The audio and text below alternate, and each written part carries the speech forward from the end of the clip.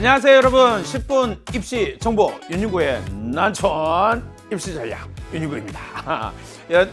여러분들과 함께 난처한 입시 전략에 대한 이야기를 할 거예요. 난생 처음 한 번 경험하는 고교학점제에 대한 이야기를 좀 할 필요가 있을 것 같아요. 되게 어려운 주제고 되게 혼란스러운 이야기이지만 그럼에도 불구하고 우리는 준비를 좀 해야 된다라고 하는 것에 포커스를 두겠습니다.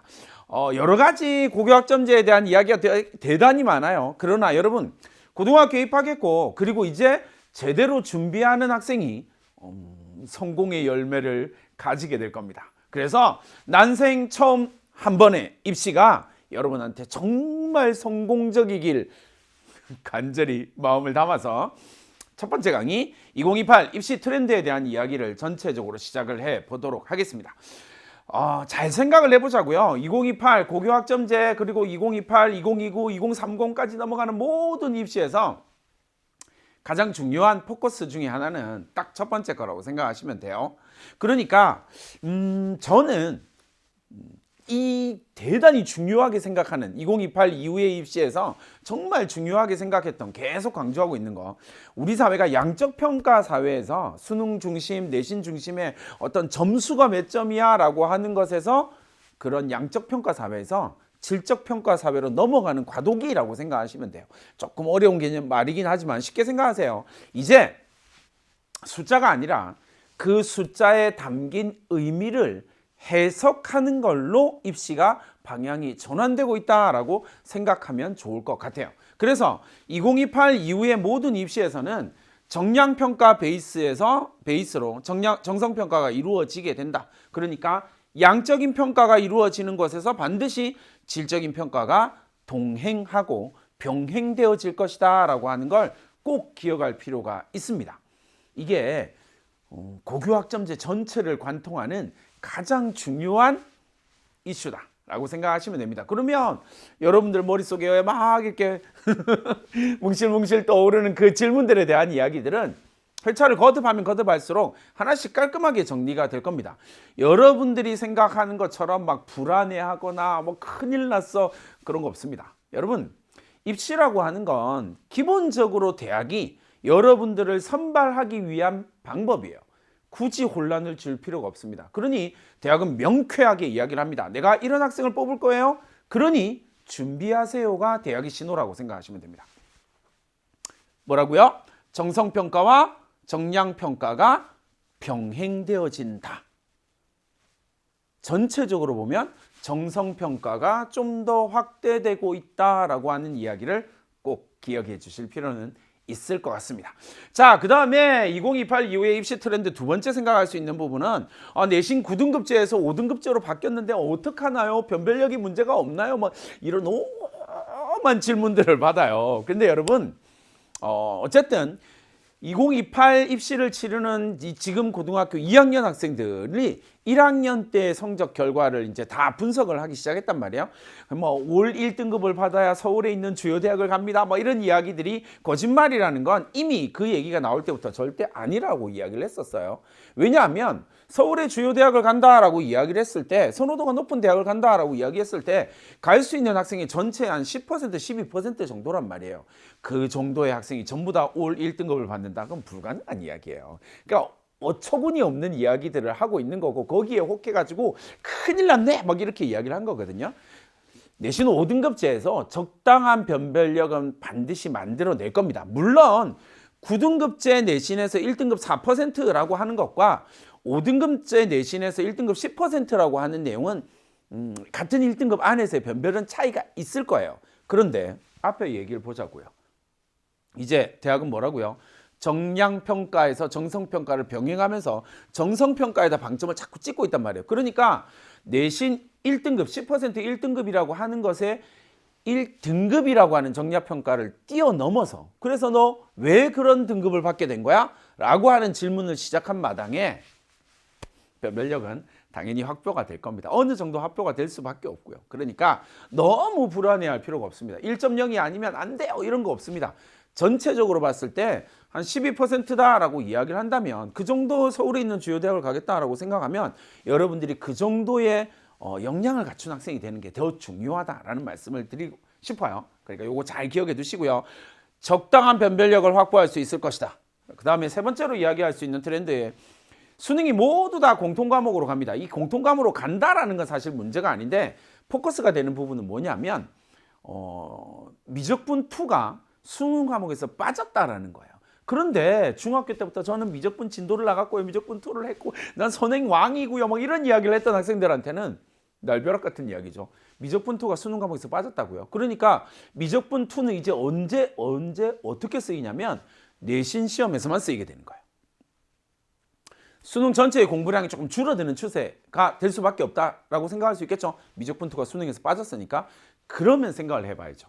그러면 수능 최상위권에 있어서 변별력이 조금 문제가 될 수 있겠네.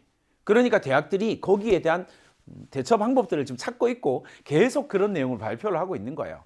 그래서 보세요. 서울에 있는 주요 대학에서 정시 선발을 축소한다. 지금 확정된 대학은 서울대, 한양대, 동국대는 30%로 줄입니다.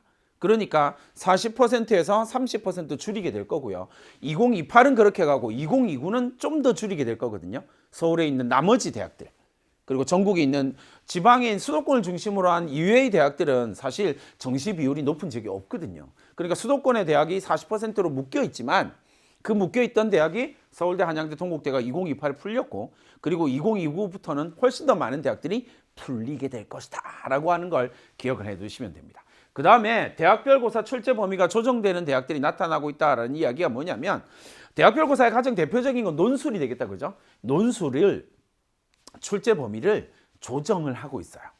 그래서 그 부분에 대한 이야기들이 어쨌든 수능 범주 바운더리 안에서 수능을 출제하고 논술을 출제하는 것들을 고민을 하고 있거든요, 대학이. 그러니까 대수, 미적분 1, 그 다음에 통사, 통과 이렇게 묶어내는 대학들이 나타나기 시작했다라는 걸 여러분들이 기억을 해 두시면 되겠습니다.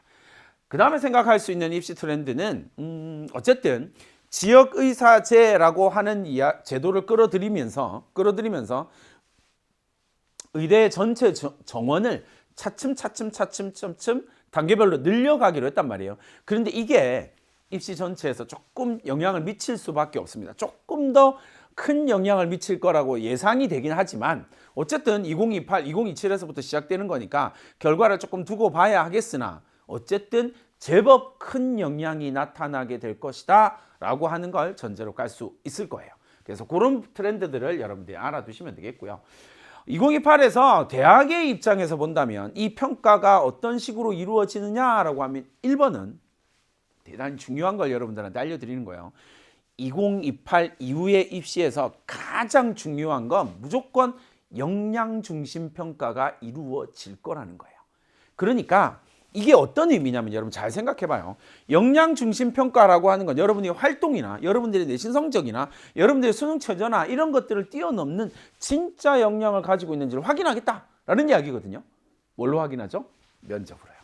그래서 전체적으로 봤을 때는 정성평가 확대, 그리고 이 정성평가의 확대의 한 축이 다른 모양으로 나타날 때는 면접 강화라는 측면으로 나타나게 될 것이다 라고 하는 걸 기억해 두시면 되겠습니다. 그래서 학생부도 어떻게 해야 된다고요? 역량 중심으로, 팩트 중심으로. 세 번째 거 연결시죠? 팩트 중심으로. 그러니까 몇몇 대학이 지금 발표하고 있는 자료들을 살펴보면 팩트 중심이라고 하는 사실을 계속 강조하고 있거든요. 그게 뭐냐면 이 학생이 어떤 행동을 했는지 사실만 적어 놓아도 대학이 평가하겠다라는 거예요. 사실 이런 흐름은 이미 있었다라고 생각하면 크게 문제가 없겠죠. 그 다음에 핵심 역량 등에 대해서 대학이 제시하는 인재상에 부합하는 학생을 선발할 거야 라고 하는 부분들이 조금 더 강화될 겁니다. 왜 이게 강화되냐면 정성평가가 강화되니까. 이렇게 여러분들이 생각을 하시면 좋을 것 같습니다. 수능 체제 개편은 이제 우리가 계속 들었다, 그죠? 이제 국어, 수학, 영어, 통사, 통과 5과목을 수능을 보게 될 겁니다. 이 공통 5과목에서 가장 큰 변수는 수학에 대한 이야기를 했어요, 이미.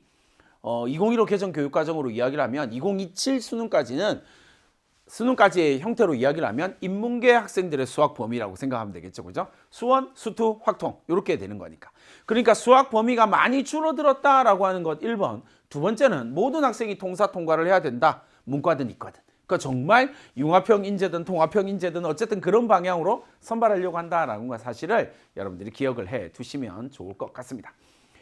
여러분 잘 생각해봐요. 제가 엄청 중요한 이야기를 하나 알려줄 거예요. 2028 이후에 입시에서 가장 중요한 건 뭐라고 했죠? 정성평가가 확대되어 간다라고 하는 사실을 했습니다. 그러면 정성평가가 확대되어지고 더불어서 면접이 강화된다라고 이야기를 하면 여러분들이 입시를 준비하기 위해서, 고등학교 1학년인 여러분들이 입시를 준비하기 위해서 정말 중요한 것, 선생님이 차근차근 이것들을 설명할 겁니다.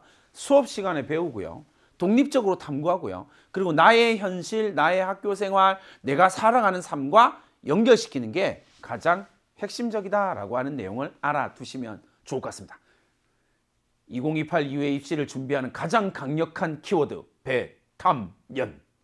배우고 탐구하고 연결해서 나의 역량을 증명한다라고 하는 사실을 여러분들이 꼭 기억을 해두시면 좋을 것 같습니다. 자, 10분 입시 정보 윤윤구의 난처한 입시 전략 1강 이렇게 마무리 짓도록 하고요. 선생님과 함께 2강에서 보다 더 중요하고 보다 더 깊이 있는 내용들을 차근차근 밟아가도록 하겠습니다. 그럼 2강에서 만납시다. 안녕.